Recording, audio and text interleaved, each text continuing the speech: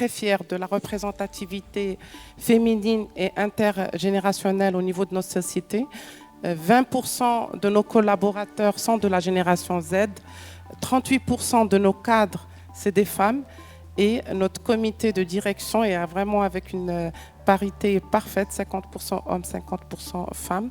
Pour nous, la bonne gouvernance n'est pas un cadre de contrôle, mais c'est vraiment de créer un environnement de confiance pour une performance durable. Je dirais que le Maroc aujourd'hui, comme nous le savons tous, s'est imposé comme un hub industriel compétitif pour adresser les marchés internationaux et les marchés subsahariens. En témoignent les investissements industriels que nous voyons se développer, que nous avons vu se développer dans le secteur de l'automobile, dans l'aéronautique, mais qui continuent aujourd'hui à se développer dans divers secteurs et avec des nationalités en matière d'investissement qui sont en train de se diversifier.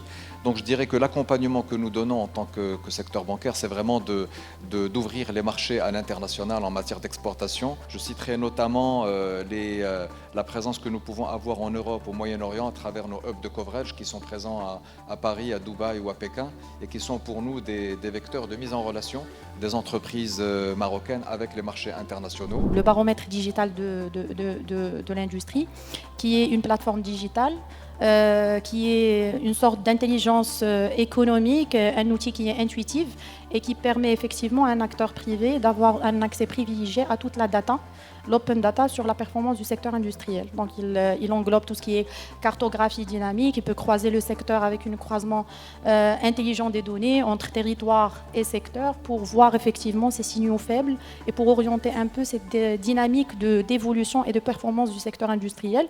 Donc je pense que déjà nous avons parcouru un très grand chemin sur la partie open data et sur la démocratisation de l'accès à data. Et bien sûr, c'est quelque chose qu'on devrait encore augmenter autour d'une table commune avec le secteur privé pour renforcer cette culture davantage. Il y a un corollaire évident entre la gouvernance dans sa globalité et les différents actes de ESG et la composante de l'intégration des femmes et de la mixité dans les organes de gouvernance et notamment les conseils d'administration.